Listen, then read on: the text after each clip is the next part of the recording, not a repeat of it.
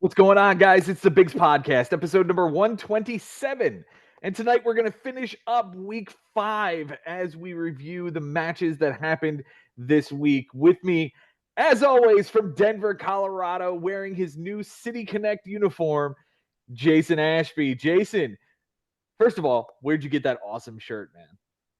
Dude, I got it from Fanatics. I got it offline, lights and legit.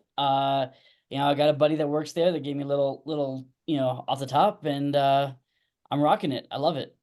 I love it, man. It looks great. It looks fantastic. Speaking of looking great and fantastic, we've got the not the reigning defending champion, but we have the beautiful trophy sitting next to our commissioner, Ben Nisman. Benny, how are you feeling this evening, my friend? Feeling great, man. A little confused by your apparel today, all San Diego'd out. Tremendous look, Jason. Really loving those Connect jerseys. Yes, Nice to sir. hear how simple it was to obtain. And yeah, this was an incredible week. Really interesting. We have four matchups that were pretty tight, four matchups that were total blowouts, but things are starting to shape up in the bigs, and I'm really excited to discuss it. So without further ado, Joe, please lead us off, my man. Let's get going, boys. And for the question as to why I'm wearing Padres apparel, Benjamin, it's because your team now holds the newest San Diego Padre in Luis Arise. And we are going to cover your matchup here first. Let's go ahead and dive into this thing with Mike Sherman, a 15-3 win, including the trade of Luis Arise midweek for your team. On Sunday, sir, you had a 2-error lead, and it looks like you gave up 2 errors in order to tie that. Losses were tied, and Mike took a loss. It looks like strikeouts, Ben, you had a 4 strikeouts advantage, and it looks like Mike flipped that. And Mike had 15 ticks on the ERA, and you were able to take that down, sir. So it ends 15-3. You win by 2 home runs and that loss. Sherman wins by nothing close, and you guys tied in triples, steals, and errors. Benji, on your bench this week, you go 2 for 18. 1 for 6, 200. 181. It's a 111 with a Dub. run, 4 walks, and 8 strikeouts. None of it plays. None of it plays.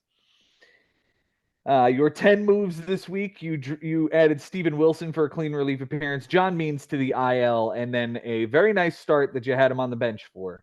And then added Tim Hill for a relief appearance. You added Kyle Gibson, 7 innings, a homer, 2 walks, 9 strikeouts, a 129 and an 086 in Detroit, dropping Roansy Contreras. And added Johnny Brito, dropping Caleb Ferguson. You added Jacob Webb, dropping Steven Wilson. Added Sir Anthony Dominguez for a nice relief appearance, dropping Mike Clevenger. Added a clean relief appearance from Adam Simber for Johnny Brito. Added Max Kepler for a 2 for 3, a run, a double, and a walk, dropping Jacob Webb. And Reese McGuire, 2 for 4 with a run, a stolen base, and a strikeout. The steal ties that category, dropping Sir Anthony Dominguez. Picked up the catcher that steals the base You planned that, on right? Sunday. Jason, no doubt, I actually did. If you can tell, I actually make the pickup on 2:09 p.m. with the first pitch at 2:10 before it locks up. And I was just thinking, it's one move left. I fall asleep really late on Saturday night. I don't get up until games have started. So McNeil is not in the lineup. Charlie Blackmon, I'm not able to get out of the lineup. So I have two positions to fill. One's in the outfield, the other at catcher, if I want to delegate my last ad that way. I kind of felt like relief appearances were locked up and innings and all the pitching. So nothing else to do except go for a catcher and hope that he does not error. Well, he didn't error. What he did do was what he had done 2 other times this year. He was the only catcher available with multiple stolen bases. So I give him a shot and he steals the base. That if I didn't make that final ad on him, if I don't sleep in I lose that category, stolen bases. And when you get C.J. Abrams before the season starts and he gets you a couple of stolen bases in the week, well, there's a chance to not lose that category. Reese McGuire saved me on Sunday. Absolutely. Great pickup, great stream. Yeah. Unbelievably savvy to make that happen Thank you. on a Sunday.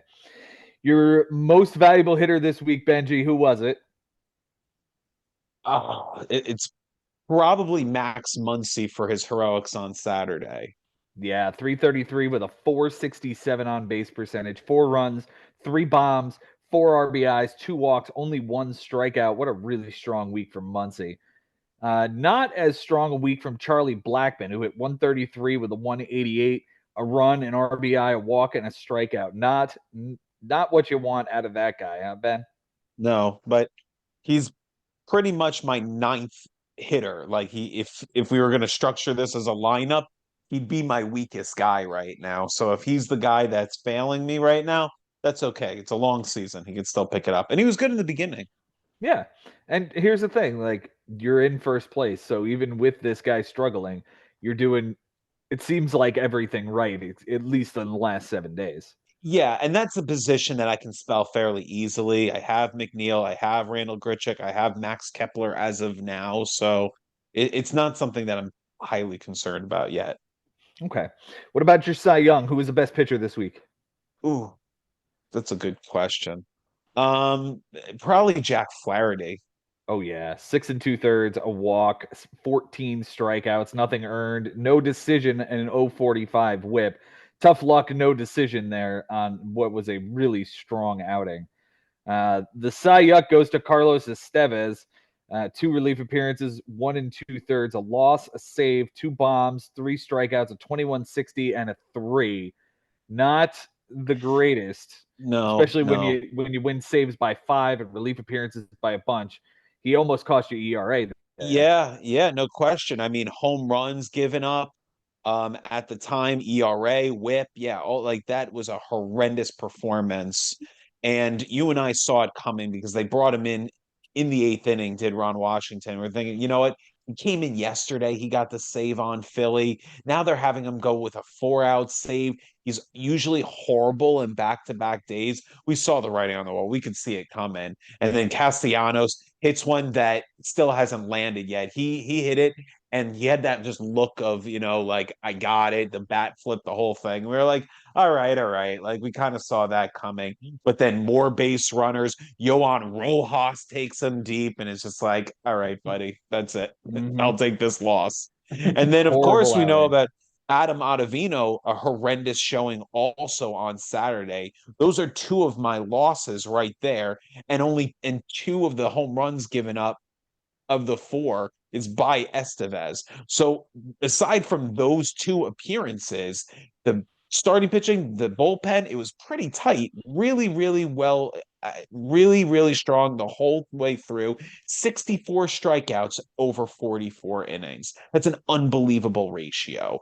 13 walks over 44 innings. I mean, my pitching really brought it. They didn't bring wins, but they were pretty impressive. I'm obviously frustrated that there was an opportunity to win strikeouts. It was given to me on Saturday from John Means. It was given to me for Taiwan Walker to tie the category if I wanted to go for it Sunday night. Too much to risk at that point, too much to risk throughout the week. And I think my best skill throughout this week was how many pitchers I actually benched. Like a Nestor Cortez on Tuesday. Now I'll pass. Mikolas on a Wednesday. I'll pass. John Means on Saturday was good, but I'll pass. And there was just certain times throughout the week where I could have started a starting pitcher. It was tempting, but just kept on benching him until I needed the innings on Sunday. And Yeah, and you Nestor got to the Cortez was, 44. yeah, Really strong work. Thank you. Yep. Yeah, and a 2.45 ERA and a sub 1 WHIP. I mean, even if it was just 44 innings, it's just sparkling. Thank you. Yeah. Mm-hmm. For Mr. Sherman on his bench, he goes 8 for 52, Benjamin. Okay. 8 for 52. Yep. Well, it's really amazing. 8 for 4, 8 for 5, 8 for 6 would be 48. 8 or 8. Give me one more second to think it over. Yeah, dude.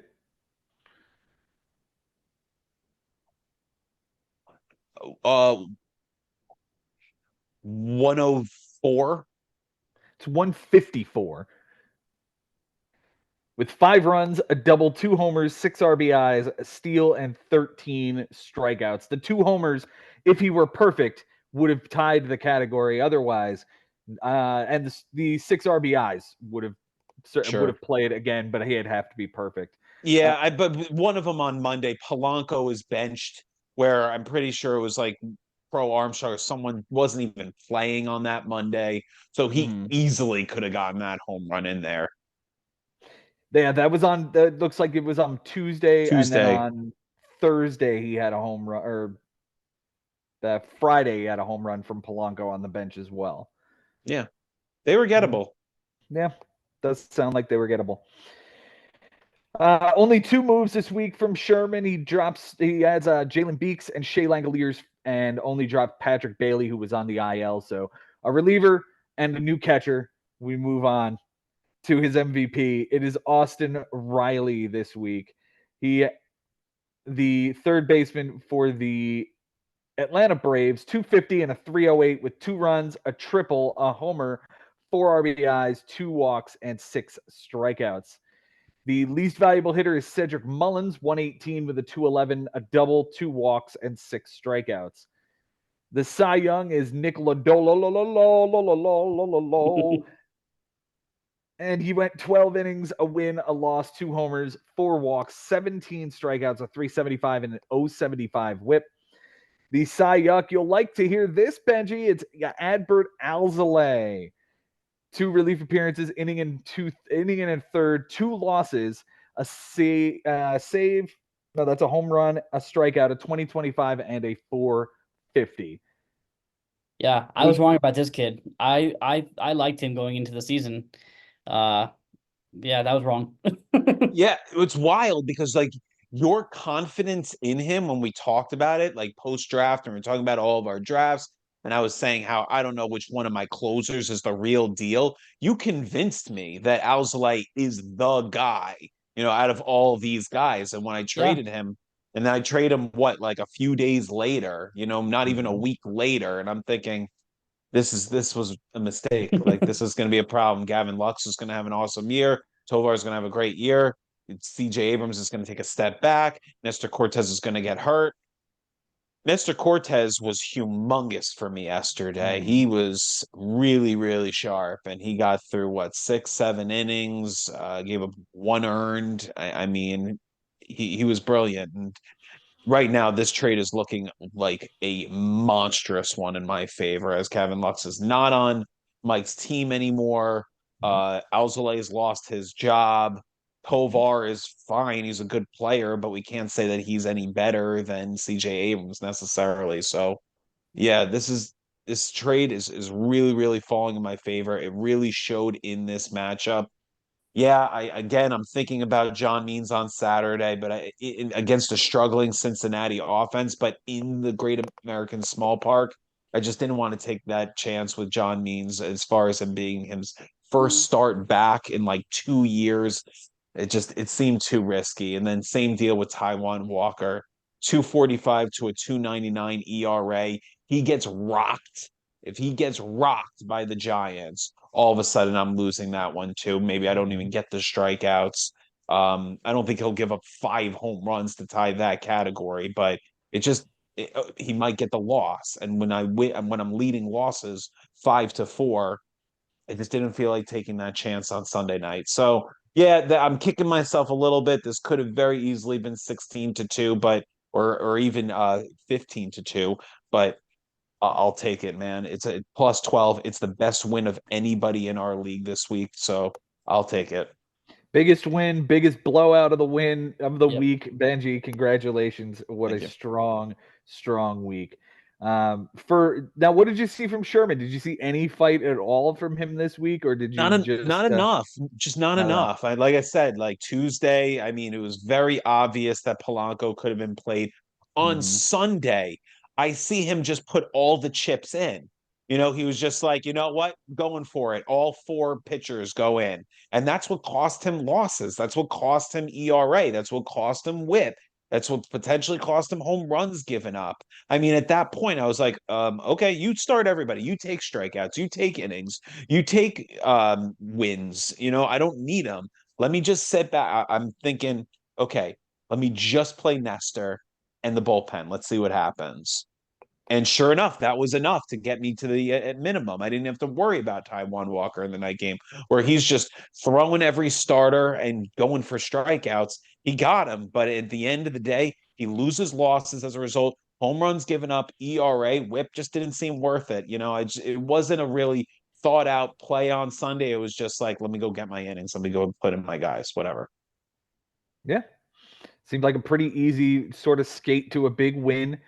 And we've seen this from you against, Mike Sherman in the past. We've seen a few of these whoopings here. Hopefully Sherman can get this thing righted after a tough week and get back into this fight.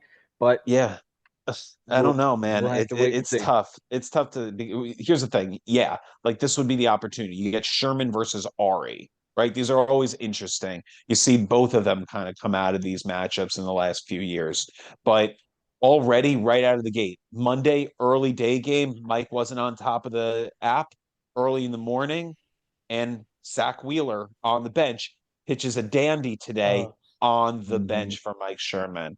So because it's against Ari, it's not as brutal, but like for Mike's sake, like if he wants to get himself back in the fight, like that's a real missed opportunity right there. So it's just hard for me to see. I think this is going to be a very long season for both of these teams. I think I tend to agree with you, man. It's been difficult going for Ari here in the first few weeks. A little bit easier for Mike Sherman, but I'm not really, like you just said, the Zach Wheeler play is very obvious and very easy to get in on a Monday that is this short. Let's move on to the next matchup. That's going to be me and Cody, and I'll give a tip of the cap to Cody as he did have quite the showing this week. Came back from a pretty big deficit to make it a very respectable 11-8 loss. On Sunday, I had a 5-walk advantage. This man put up 9 walks and just took this massive dump on me in order to win that category. Strikeouts were also tied. I took more than him, therefore it ends 11-8. Close categories. I won by 2 home runs by a hitter. Cody wins by 2 doubles, 3 walks, and 2 strikeouts by a hitter.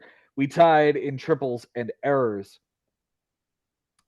On my bench this week, Benjamin, I went 4 for 22.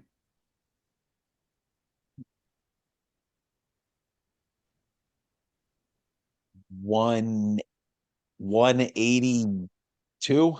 Oh, he nailed it. He nailed it right on the nose.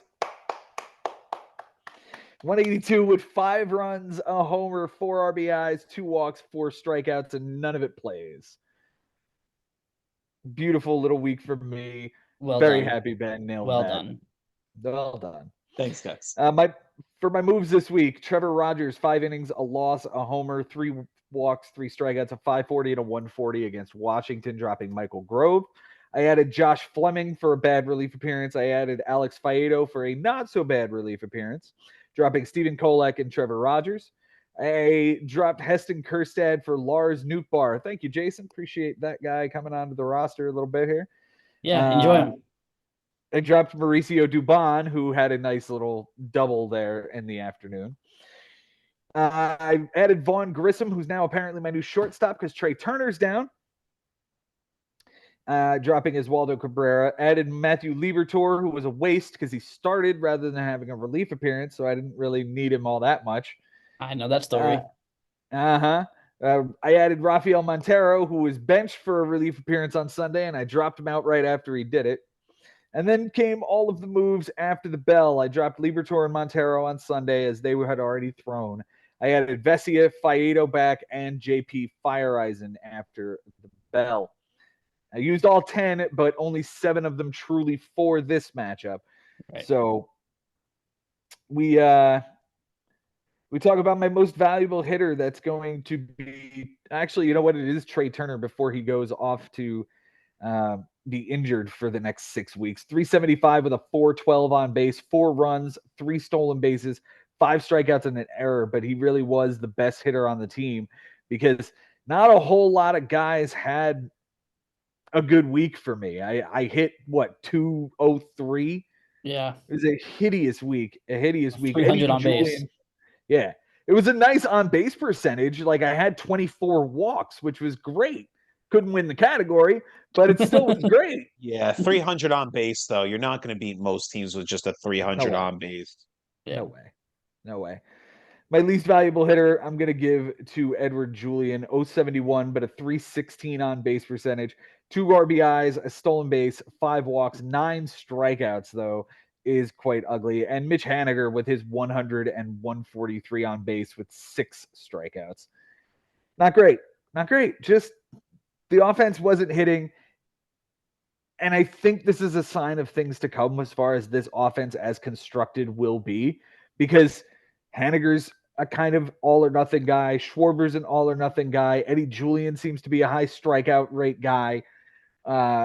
Santander hasn't gotten it going really yet this year. So I think either this team is all going to turn it on at once, or this is how this team is going to end up hitting for most of the season, right around 200 to 220 and a 300 to 320 on base percentage.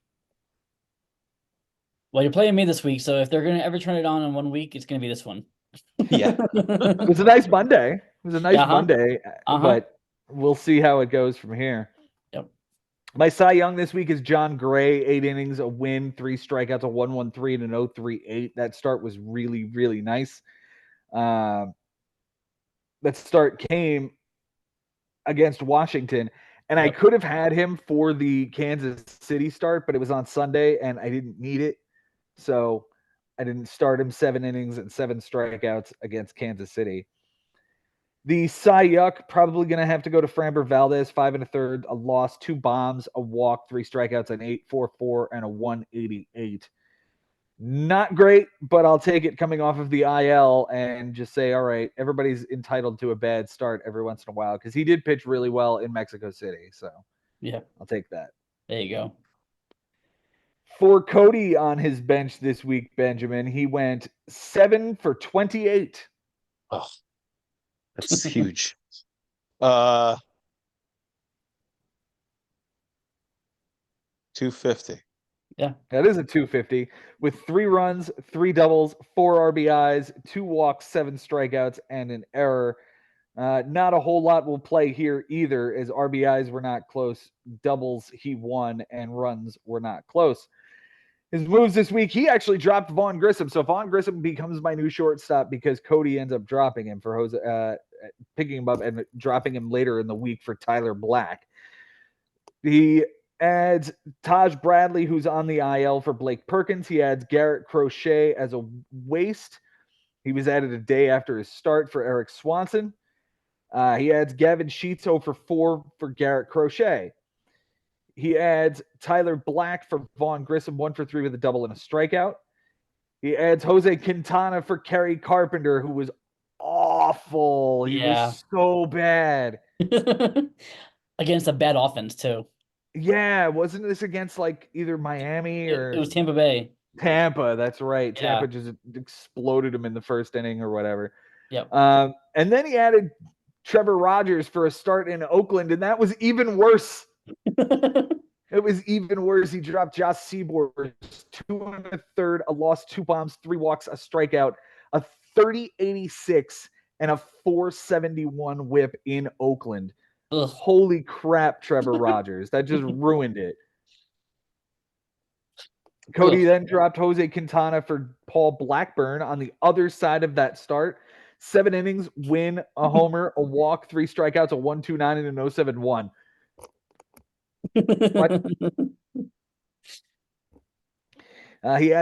He drops Gavin Sheets for Ryan Feltner, 5 2/3, a 7.94 against Pittsburgh, and drops Trevor Rogers for Griffin Canning, 6 innings of solid baseball, but a loss against Cleveland. He used all 10. And his MVP this week is going to be Isaac Paredes. Boy, was I wrong about this guy. 412 with a 545 on base percentage, 2 runs, a double, an RBI, 5 walks, 2 strikeouts, and an error. But holy crap, this guy has had a really nice season so far. Yeah, he has. Hitting near 300, 7 homers, 18 RBIs, 16 runs scored. Yeah, he's been pretty good. He's been pretty good. Yeah. The least valuable hitter I'm giving to Michael Harris, 048 with an 091 with a walk and 4 strikeouts. And on the season, Harris is not, he hasn't been terrible. 3 homers, 5 steals, and a 271 batting average. I think he's personally got to pick it up a little bit more in order to get to that 2020 threshold. I think we all were kind of hoping that he would get to. Yeah. But we'll see as the summer continues. This week, notwithstanding. He could get hot. Yeah, for sure. And if you recall, he had a really slow start for Brian Lebo's team, and that's what triggered the Donovan for Harris deal and Frank getting Harris buying low, thinking when his stock was low. But then after that trade happened, Harris's stock just kept rising and rising. He had an unbelievable finish to the season. So, yeah, he might just be a slow starter. Yep, very well could be. The MVP, the Cy Young this week is going to go to Paul Blackburn, who we talked about. That's 7-inning performance on the other side of the blowout there. And the Cy Young, of course, goes to the combination of Rogers and Quintana, who just absolutely exploded his ERA. He ends with an ERA north of 6 over 81 innings. I do want to give credit to Gaussman here, though. 5 1/3 for a win. No runs earned, .94 whip, 2 walks, 8 strikeouts, just because that's a guy that he traded for, and we were wondering, was this a mistake? But this guy, at least he had – the start didn't mean much because his pitching in general was so bad, but at least this guy, a guy that he traded for, kind of starting to pick it up maybe. He definitely bought low on Gaussman, and he may very well reap the benefits of that. So yeah, he's definitely going to reap the benefits there. That guy is going to be really strong for the rest of the season. At least the Blue Jays are going to rely on him to be their ace going forward. And yeah, what was the other side of that deal? Oh gosh, it was Ronald Blanco and Brian Reynolds. That's right. Yeah, Reynolds and Blanco. Yeah. Well, if Blanco can continue to be anything, it'll be a nice little deal for Adam. But that was Adam, right? Yeah. All right. Again, a tip of the cap to Cody. He did an awesome job mitigating what was pretty ugly loss midweek, but came together nicely for him at week's end. We did do a bit of speaking through the text message, so I'll go ahead and pull that up. If you guys have something to fill in here for 30 seconds. Oh, please pull it up. Yeah, I just want to call out also that Dylan Floro threw 5 1/3 shutout baseball over 4 appearances. Like that's impressive. Like to not give up a run over 5 1/3 innings and 4 relief appearances with an 0.75 whip. That's pretty good. And Taylor Scott got him a win, 2 1/3, nothing earned. So his bullpen was really strong this week. No doubt. Yeah, and then I'm also going to acknowledge the fact that the management is continuing. The fact that he's grinding it out. I see him at 3 a.m. and whatnot, making ads that early in the morning. Yeah, it is 2 a.m. by his time, but he's still he's still on top of it. He's still competing in that regard for everybody else. It's just another person that's got to be like, shoot, I got to get up early or stay awake because there's now another guy that stays up late to make ads, and it's just making the league so much better. So I hope that he knows that I really, really appreciate how hard he's working. He made a great manager in Joe, a 4-time champion in this league, sweat a little bit this entire week. No doubt. I did have to credit him on having a really nice Sunday with the 9 walks and all of the hits that he gathered there. I said, have a Sunday, will you? This is supposed to be a comfortable win for me, damn. He said, you're definitely going to get the W, but I thought I was going to embarrass myself. It still might happen. Harper makes me nervous on a Sunday night. I ended up benching Harper so as to avoid an error so that I wouldn't lose that category. but I had to. The thought was, is he and Schwarber going to combine for 2 doubles or 3 walks on a Sunday and not error? I just didn't want to take that risk. I told him the tray is down until Father's Day. We talked about that very shortly.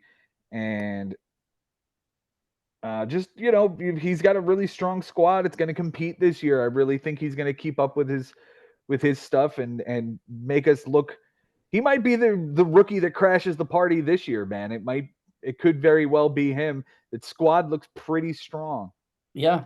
I mean, he's still in 4th place even after a loss. So like, he is right in there. Absolutely. And adding in Kyle Manzardo, moving Yandy Diaz to third base, like all of these machinations of this roster and the little things he can do to make it that much stronger. I like it. I like what he's doing, man. I like what he's doing a lot. Benji, how you feeling about this guy? 10 over 500 in this league, even though it's just 5 weeks. He's played really, really tough opponents. He's taken losses and maintained staying 10 over 500. He's got to feel good about himself. He's got Adam this week. That's a challenging opponent, but manageable. And I think that between the fact that he's stayed hungry this entire time through this schedule, it shows what his potential is. Next week he's got Jay Ferraro. I think that will be like a real major test for him because that will be his week 22 opponent as well. So the fact that he's got to face Jay twice, he's going to face him next week. We'll see how it goes after week 7. We'll get a even better what word am I thinking of? Like we're going to be able to see what his team is a lot more after the next couple weeks. We'll get a nice clearer picture of what he's going to be up against. Yeah, totally agreed. All right, let's move on to the next matchup here. It was the pitching matchup of a lifetime. I haven't seen anything like this in a couple of years since Ben and Uncle Barry went to one of those legendary 1 dot versus 1 dot ERA type matchups. Mike Haber, Josh Haber, 11-8, and the ERAs both under a 1.75 this week. Really strong work. On Sunday, Josh led by a run, and Mike took that. Josh led by a walk, and Mike took that. Josh led by 6 strikeouts and ended up tying that, and errors were tied, and Josh took that as well. Mike led by a third of an inning, and Josh took that. Mike led by 2 wins, and Josh tied that. And walks by a pitcher were tied, and Mike gave that up. So after all of that, it was 12-7 going in. It ends up 11-8 coming out. 11-8 win for Josh. Close categories this week. Josh wins by the steal, the inning pitched, 2 losses, and a home run by a pitcher. Mike wins by 2 runs, 2 walks, an error, 2 saves, and a relief appearance. They tied in strikeouts by a batter and wins. For Josh on his bench this week, Benjamin, he goes 7 for 25. Great. 7 for 28, 250. 278. He almost nailed it anyway. Oh my 280. God. 280, man, with a run, a homer, 2 RBIs, 2 strikeouts, and an error. Obviously, the 2 strikeouts plays, but nothing else here really matters, as most of those were not gettable. For his moves this week, he dropped Caleb Thielbar for Jock Peterson, dropped Chase Anderson for Casey Mize on a waiver claim, 5 1/3, a loss, a homer, a walk, 6 strikeouts, at 844 and a 188 in the Bronx against the Yankees. He then dropped Jock Peterson for Taylor Scott, an inning and a third, a win, a walk, a strikeout, a 0.75 whip, and a relief appearance. He dropped that guy for Stephen Kolek and benched an inning pitched out of him. He dropped Keaton Wynn for Bailey Falter. And then on Sunday, dropped 3 guys, Bailey Falter, Greg Weissert, and Heimer Candelario, for Luis Ortiz, who got a win in his relief appearance, Joe Mantiply, who had a clean relief appearance, and Kyle Manzardo, who does get the call here and becomes the new first baseman for Josh's squad, moving Yandy Diaz to third base. This is Josh's squad we're talking about. His moves this week. I'm sorry, his most valuable hitter is going to be Willie Castro. Is this right, Jason? Dude, 2 triples. 2 triples. He did have 2 triples and a 375 with a 400 on base percentage, 5 runs, 2 doubles, 2 triples, 2 RBIs, 3 stolen bases, and 4 strikeouts. This guy is just crushing it for him. Yeah. The fact that he wins stolen bases by 1, and this guy was humongous. I mean, I would not think this guy is even like rosterable in our league going into the season, but okay. Willie Castro. It was really because Correa got hurt, so he got his playing time got an uptick, and he was struggling for a little bit, but he's picked it back up. Yeah. I can now also see him getting regular playing time with Buxton being hurt as well. Yes, sir. Yep. So his least valuable hitter yet again is going to be Corey Seager, a 192 with a 214 on base, a run, 3 RBIs, a walk, 7 big strikeouts. And he has not really gotten it going this year. He is off to a very, very cold start, 228, 2 homers, 10 RBIs through the first month and a week. Yeah. Yeah. The Cy Young this week is Logan Gilbert and almost everyone else, because holy crap, Josh had himself a pitching week. Like, Josh had himself a real pitching week that if you take away Casey Mize's terrible 8.44, his ERA is probably sub 1. Yeah, and he dropped Keaton Wynn earlier in the week, and that was after he got destroyed. But he benched him for that outing. So like, just beautiful, just absolutely beautiful. It was like a 67 ERA or something like that he would have had in that lineup if he had started him. Yeah, he had like 5 or 6 earned runs and didn't even make it out of the first. Only got 2 outs. It was horrendous. It's horrendous. The Cy Yuck is Casey Mize because he had the worst start of the week, but realistically, only 1, 2, 3, 4 earned runs. Other than that guy, maybe. That's amazing. It's absolutely amazing. A 128 ERA and 0.78 WHIP across 56 innings. Yeah. For Mike on his bench. Oh, I'm sorry. For Mike on his bench this week, he went 6 for 31.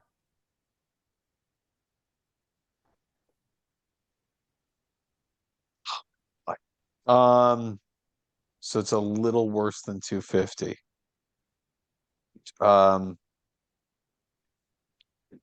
238. It's a little worse than a 1 for 5, which makes it worse than a 200, a 190. There's 200. My God, 1 for 5. Yep. Don't worry, we're having ourselves a night. The Knicks already won. The Mets already won. We're feeling good.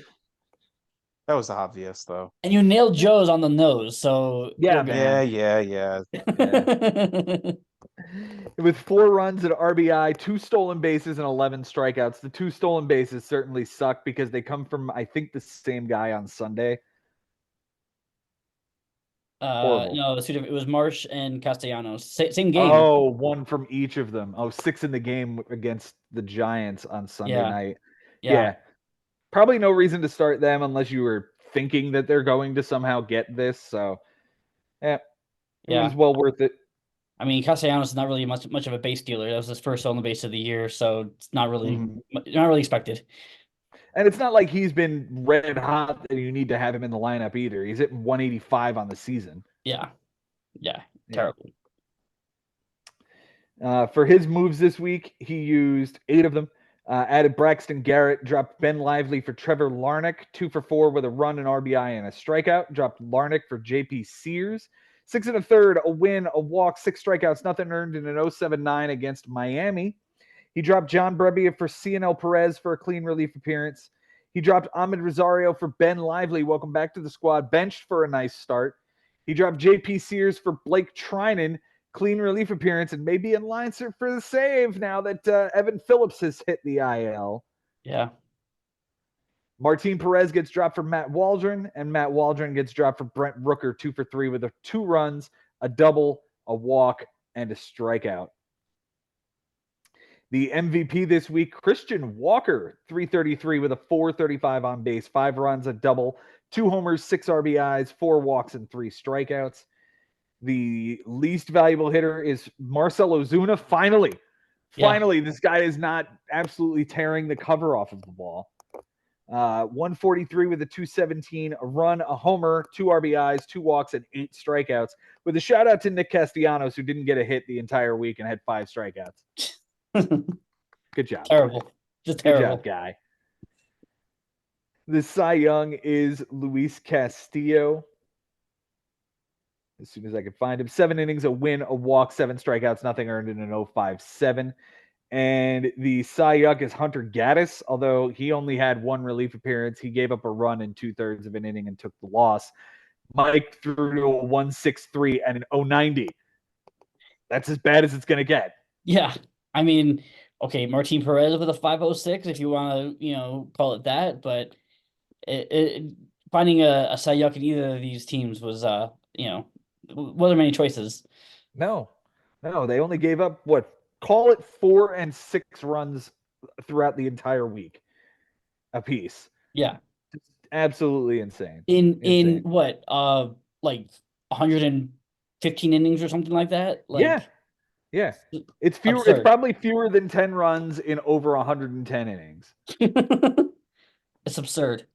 Good job, gentlemen. Good job indeed. Benji, anything to add here? Some of the most incredible pitching you'll ever see. And it gets highlighted on Sunday where they just both go with their bullpens. It's 5 relief appearances from Mike Haber, 6 scoreless, a save in there, 3 walks, 8 strikeouts, a .83 whip. And then on the side of Josh Haber, 7 relief appearances, 7 1/3 scoreless, 2 wins, 5 strikeouts, a .55 whip on Sunday. I mean, the fact that these guys just threw haymakers at each other, that it ends with a 1 inning difference in favor of Josh, the strikeouts 6. I mean, this matchup could have gone either way. It was one of the best matchups I've seen in a long time. And it's showing the maturity of Josh Haber every single year. I realize Josh is the older brother, but we've seen just steps taken from him since 2021 till now, where he's just such a force now. And obviously the finals last year, but it's not just a good or a great manager. It's becoming an incredible manager. And it took a couple of years, but it was just like a lethal opponent that no one wants to face. Even if his pitching isn't good, then maybe his hitting will be dangerous. I mean, he's got a great bullpen. Everything seems to be going his way. He's having an awesome year. And to get a win like this against his younger brother who beat him in the finals last year, was a great statement to make. Unbelievable statement. Unbelievable stake and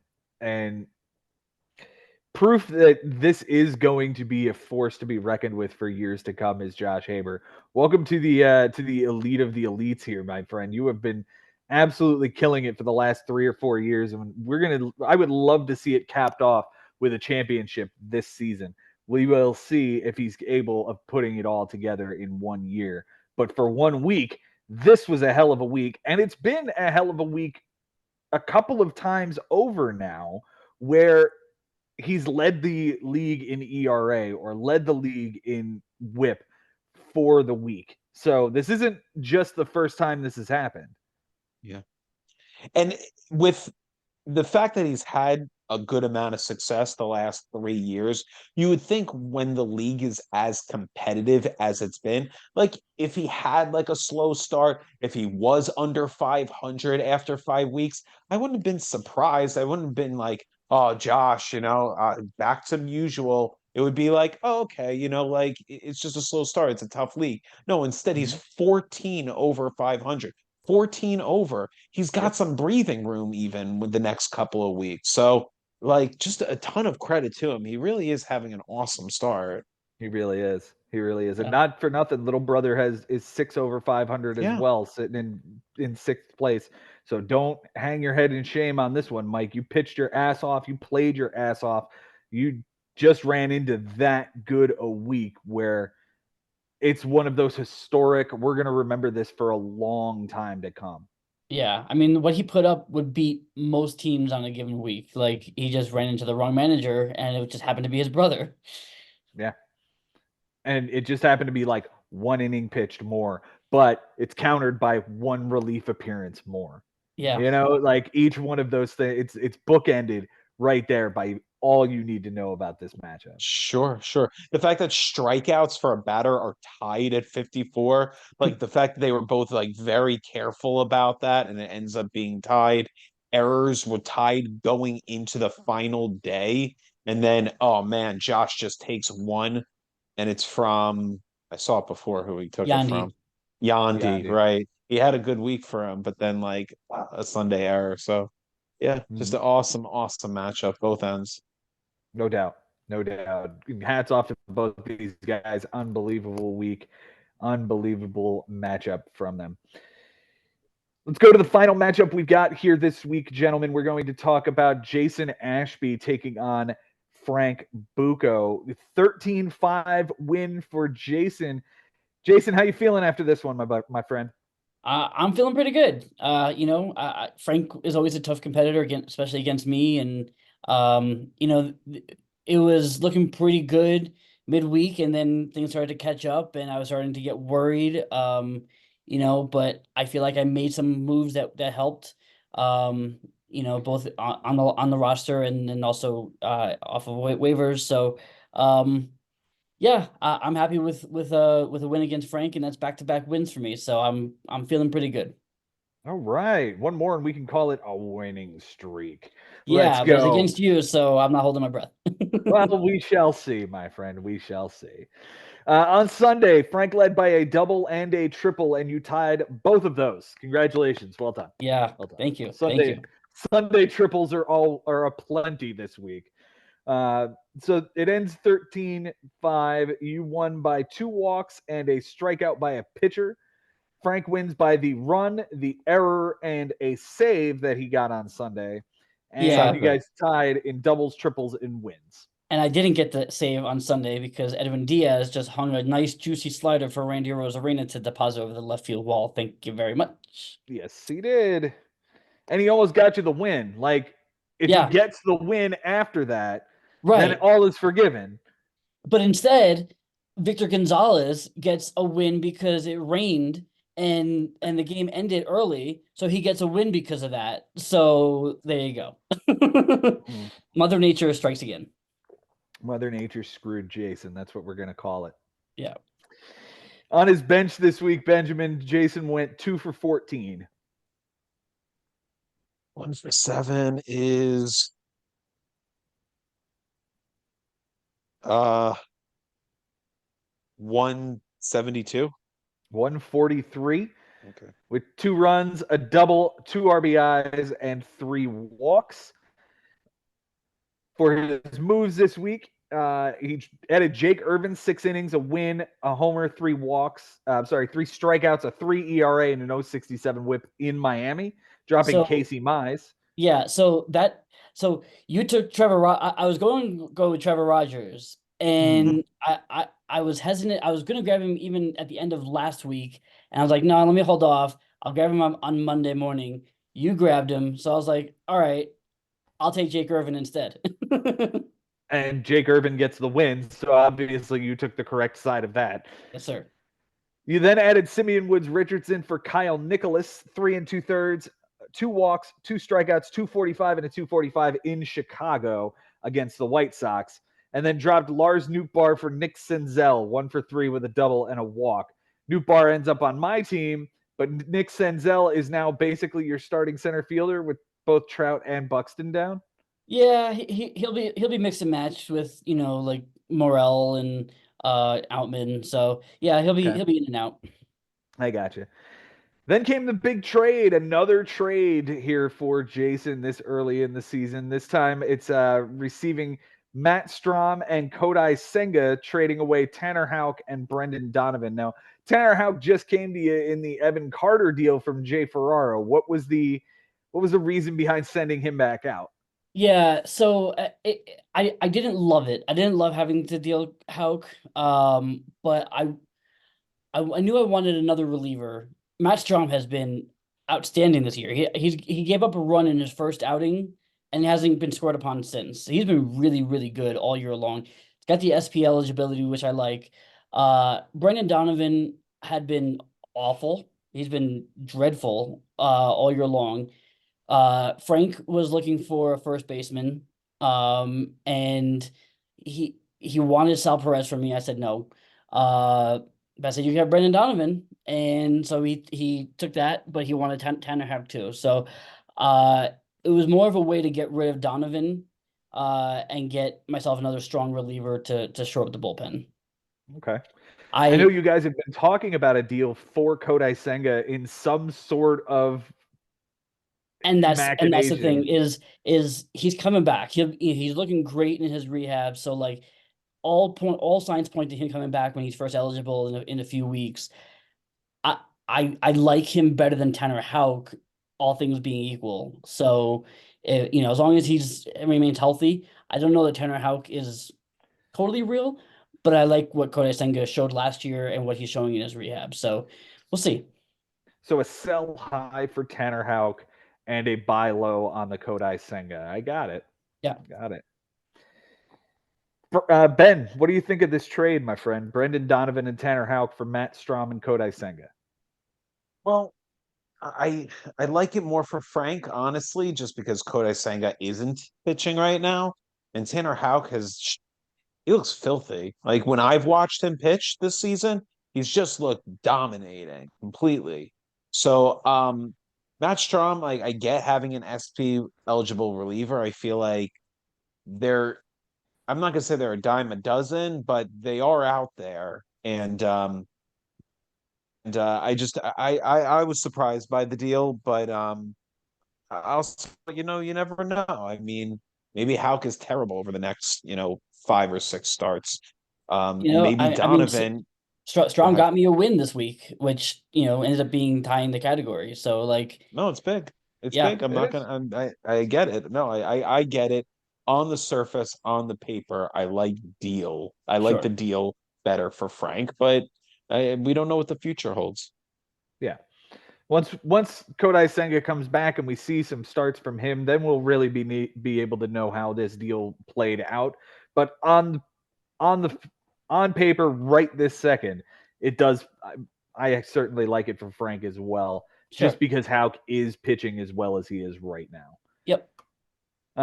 You drop Simeon Woods Richardson for Tim Meza, drop Cabert Ruiz for Wensil Perez, whatever that is, a 1-for-4 with a run, and dropped, I'm not even going to try to pronounce that dude's name, for Quinn Priester. 6 innings, a loss, 2 homers, 4 walks, 3 strikeouts, a 3 and a 1, 50 against Oakland. You drop Priester for Slade Ciccone, which was a bluff. Interesting. Yeah. Who were you trying to bluff him into playing? Yeah. I don't know if I consider it a bluff, but basically it was more of like a let me grab him in case I need him. I didn't need him, so I didn't start him, and he ended up. I think he wasn't great anyway. No, he Um. was not. He was very bad. Yeah. So I was okay with that. Okay. You also added Christian Scott, who was benched for his debut, which was very good. Yeah, yeah. Saturday, I benched him and Jared Jones for two really, really good starts. Things were really close. Walks were very close. So I just, I took a chance at not starting either of them, and I probably should have, but I'm okay. I think Jared Jones you should have, because he got the win and it would have won you the category. That's the only Yeah, thing I would certainly throw at. But, Christian Scott in his debut did look quite good against, who did he play? Who did he throw Tampa, against? Tampa. Tampa. Tampa, that's Yeah. right. That's right. Then you dropped Ciccone for Jorge Alcala, who did not have a clean relief appearance, and then dropped Tim Meza for Ryan Nelson. 5 innings, a win, a home run, a walk, 3 strikeouts, a 720, and a 180 against San Diego. I literally waited up to the last minute to decide whether I was going to start Nelson or not, because Frank had Alec Manoah going, and Mm-hmm. the Nationals and Blue Jays game got in a rain delay, and so before the rain delay, I'm thinking, okay, I have time to see how Manoah does because like that game started hours before the Diamondbacks game did. But because of the rain delay, the game only started like an hour before the Diamondbacks game.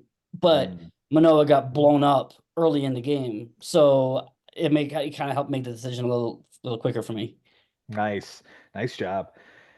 Your most valuable hitter this week is Christopher Morel, 261 with a 414, 4 runs, 4 homers, 9 RBIs, 2 stolen bases, 6 walks, and 6 strikeouts. Well done, my friend. Well done. I knew you liked this guy in the preseason, and here he is putting up numbers for you this week. Yeah, and Frank texted me telling me that Christopher Morel can go fuck off. So there you go. There you go. 220 average, 7 homers, 21 RBIs, 3 stolen bases on the season so far for Morel. So pretty nice season to begin the year. The least valuable hitter is Mark Canha, 182 with a 217, 3 runs, a double, an RBI, a walk, and 6 strikeouts. Not great. Not great. Not great at all. The Cy Young is George Kirby, 6 innings, 3 strikeouts, a 150, and an 067. And the Cy Yuck is Edwin Diaz, who did give up 2 bombs, did not close out the Sunday night game that could have gotten you the save to tie that category. And you're just a little upset at that guy right now, aren't you? Yeah, and he took a loss. Like it wasn't a great week for him. Although he did pick up the save today, so he there was some retribution. But yeah, it wasn't a great week last week. Yeah. Well, it's a great week for you to win the week 13-5, however. Like let's not gloss over the fact that Edwin Diaz did do those bad things, and you still were able to win big this week. Absolutely.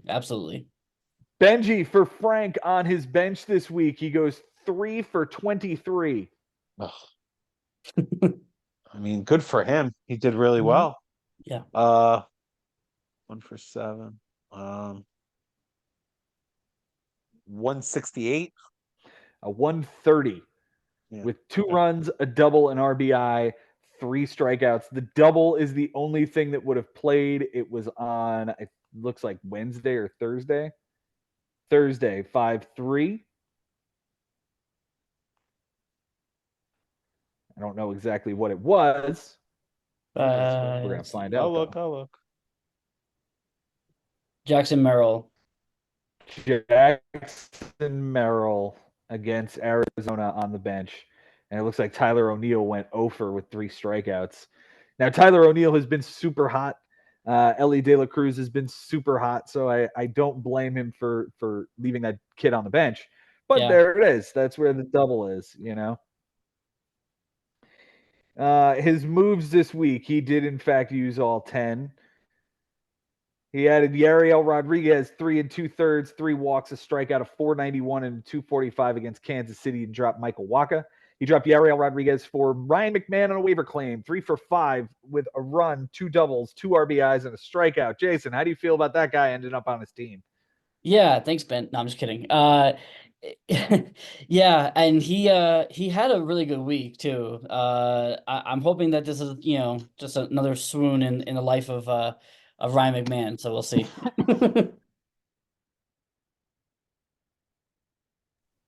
Excuse me, the water went down the wrong pipe. He dropped Sir Anthony Dominguez for Cooper Criswell, 5 innings, a win, a walk, 4 strikeouts, nothing earned against San Francisco.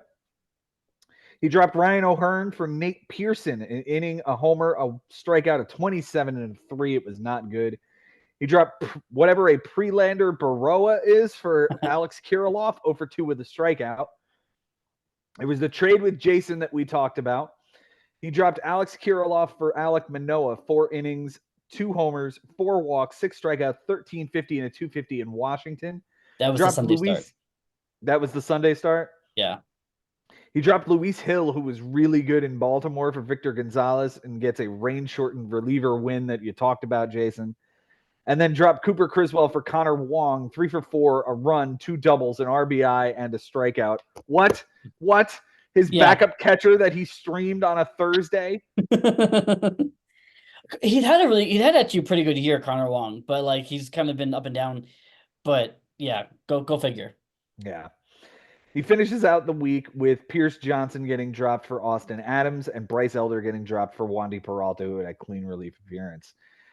His MVP this week, who else is it going to be but Shohei Ohtani? 524 with a 583 on base percentage, 6 runs, 3 homers, 7 RBIs, 2 steals, 3 walks, and 5 strikeouts. This guy was just on fire. Oh, and spoiler alert, he's homer today. Yeah. He hit a bomb. Of course he has. Of course he has. What is that, 12 on the season? 11. 11. 11. Okay. All right. The least valuable hitter, probably going to have to be Brendan Donovan here with a 125 and a 176 on base. A run, a double, 2 RBIs, a walk, and 2 strikeouts. But you could give it to Springer. You could give it to O'Neill, 158 with a 238 and 10 strikeouts for O'Neill. There were enough guys to go around here. I even feel like I escaped this week with not much damage from Ellie De La Cruz, which has been kind of a thing so far this year. So I feel pretty good about that. Mm-hmm. Yeah, he stole 8 bases against me. He stole 1 against you.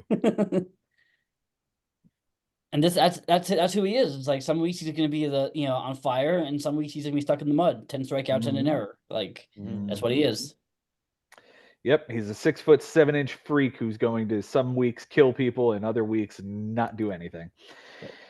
The Cy Young is going to Yenier Cano, who got the only save of the matchup, and the Cy Yuck goes to Pearson and Elder. Pearson with a 19.29 stock market crash ERA, not great, and Elder with an 18.90 gross. I was surprised that he threw Elder against the Dodgers. When he did that, I was like, okay, thank you, Frank. Because I mean, I know it's the Braves, but the Dodgers are heating up. You can't be starting people against the Dodgers unless you like really need the innings. But I don't know. I wouldn't have done it. Benji, get in here. What do you got on this one? Well, I saw the Cano save on Saturday after Kimbrel couldn't find himself, and you wonder what that situation is going to be like in Baltimore. It's hard to say. They might end up just going to Brandon Hyde might just go to a committee at some point. But yeah, that was one big thing that I saw, the fact that Frank could sneak out of with that category, because Edwin Diaz was 1 strike away from tying the category. Instead, he ends up with a loss, and or does he? Did he? He didn't get the loss Sunday, but No, he did get a loss earlier. But he get the loss. Yeah, he got that loss. Yeah, earlier in the week.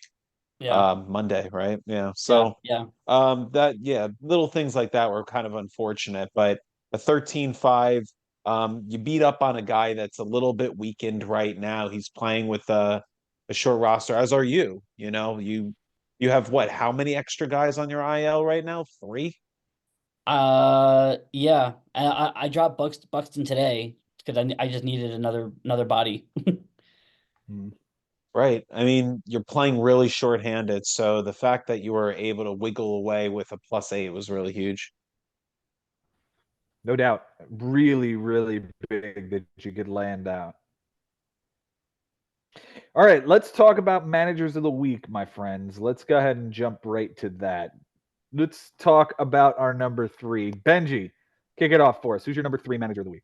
I'm gonna have to go with Henry Collins here. I realized that Costas didn't really manage that great. I realized that Randy Arozarena was messing with Henry's head all week into the weekend. He left those 2 home runs on the bench. It could have actually been a 15-5, but even still, he's picking on a weak manager right now. I feel like he navigates day to day really, really well. So, yeah, tip of the cap. He managed against really good pitching also this week, because Costas with a 3.9 ERA and Henry willed his way to a 3.53, a 1.15 whip versus a 1.25 whip.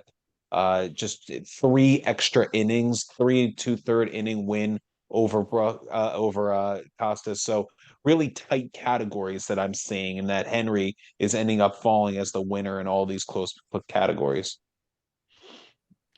All right, so Henry Collins, number 3 for Benji. Jason, who you have at number 3? I'm gonna echo it. Yeah, he one of the biggest lopsided wins of the week. Against normally a pretty sound manager. Yeah, I don't know what happened with Costas this week. But you can't overlook a 14-5 win against normally one of our better managers in the league. So got to give a hats off to Henry. Yeah, hats off to Henry. He's going to be my honorable mention this week, mostly because if I don't get Bobby Russo on this list, I think he might kill both of us, Benji. So Bobby Russo is going to be my number 3 after winning almost every single offensive category except stolen bases and winning quite a few pitching categories. So hats off to Bobby. Congratulations. You'll be my number 3 this week. Please don't hurt us. Benji, who's your number 2 manager of the week this week? Oh, it's obviously Bobby Russo. Like, he completely outmanaged Brian Lebo. I would have him as number 1. There might be a specific reason why he's just out of first place for me, but he did great. Brian is really, really struggling right now, but Bobby managed against a lot of things. 2 tied categories, runs he managed to get to. Um, uh, he got relief appearances by 1, 18-17. He wins by 1. He wins losses by 1. He wins saves by 1. Home runs given up were tied. He barely lost ERA 4.38 to 4.73. I mean, he really willed himself to win a lot of close categories. So, tip of the cap. Bobby Russo was awesome this week. Good job, Bobby. Way to go. And again, but to Brian, don't be discouraged. These are a lot of close categories. This could have fallen a whole lot different and been a lot closer. So you're a smart guy. We know that you're going to be in the fight until the very, very end here. So tip of the cap to Brian Lebo as well. Jason, who do you got at number 2? I'm gonna give it to you, Ben. I know Sherman didn't put up much of a fight against you, but again, I can't overlook a 15-3 stomping. The choices you made, the picking up, getting a streaming steal from Reese McGuire, like, is just absolutely beautiful. So yeah, I have to tip my hat to you. Thank you. Yeah, Benji, you're not going to make my list, but the stream of Reese McGuire was very, very nice. I have to give you credit there. My number 2 is actually going to be my other co-host, Jason Ashby, getting a win here over Frank Bucco, 13-5. And just a little quick story. Benji and I were up late last night watching the late baseball game and the hockey game and the basketball game. So by the time the research was getting done, I was sitting there getting a little blurry-eyed, and I was only about halfway done. Benji's like, "How far along are you?" I was like, I don't know. I think I'm on my own team and I'm starting to fuck things up. I don't want to mess up anybody else's review or anything. So I went to bed with every intention of I'm going to get up and I'm going to finish everything. And I woke up this morning and, like an elf in the night, he finished the entire research page. I thank you so much for helping us out with this every single week and making this show what it is, because we couldn't do this without you either, Jason. And I just wanted to give you credit where it was deserved, on top of giving you credit where it's deserved as manager of the week. So number 2, manager of the week. Thank you again. Well, thank you, sir. I appreciate it. Dude, I am a baseball nerd, so when it comes to this kind of stuff, it's a pleasure for me, honestly. I appreciate you nonetheless. Let's get to number 1 this week, Benjamin. Number 1, manager of the week. Josh Haber. It's got to be Josh Haber. With the way that he willed himself through those pitching stats against the defending champion, Mike Haber was working his ass off, and it was just a grind the whole way. One of the best matchups I've seen in a long time. And the fact that Josh came away with the win by 3, incredibly impressive. Yeah, an incredibly great pitching performance, an incredibly grind out and make sure you win this every single stat type of win for Josh Haber. Is that who you have as well, Jason? I saw you nodding. Without a doubt, Yeah. without a doubt. Yeah. Yeah. No, it's Josh Haber, and Josh, this is your week. Shine and get those bragging rights over the defending champion and your brother. It must feel absolutely great, except for the fact that it couldn't get done last year in the finals. I'm sure that's just the only piece that doesn't taste as good as what this was. Guys, thank you both for being here so much this week. I really appreciate it. Benji, thanks for being here, my friend. Pleasure as always. It was a really fun weekend. We're not even 20% through here. We're a little over 20% through, rather, but we're not even 33%.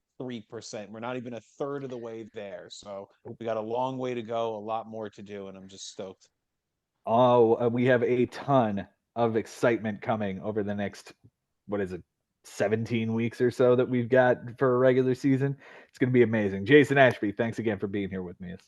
Absolutely, Joe. And I know you are too, but I am looking forward to our next week's breakdown to see what happens in this slobber knocker between you and me. It's gonna be fun. It's gonna be lots of fun. Yeah, I hope you kick the crap out of me, dude. I really, really do. I don't want to. I don't want this team to succeed because I hate Bryce Harper. I really do. I don't want this team to succeed. I drafted this team. I recognize that it is a collection of good talent again, but I'm not rooting for this team. Like Ben can attest to it. Bryce hit a homer yesterday. He was on the bench, and I went, "Good for you. Get hot. I fucking hate you." It was it's a mixed bag of emotions, and I don't know how exactly to feel about it. But all of that being said, thank you guys for being here and watching and listening and making this league what it is. We could not have done it without you guys. Thanks so much for watching. Until next time, guys, it's been real, it's been fun, and it is always real fun in the bigs. We'll see you next time.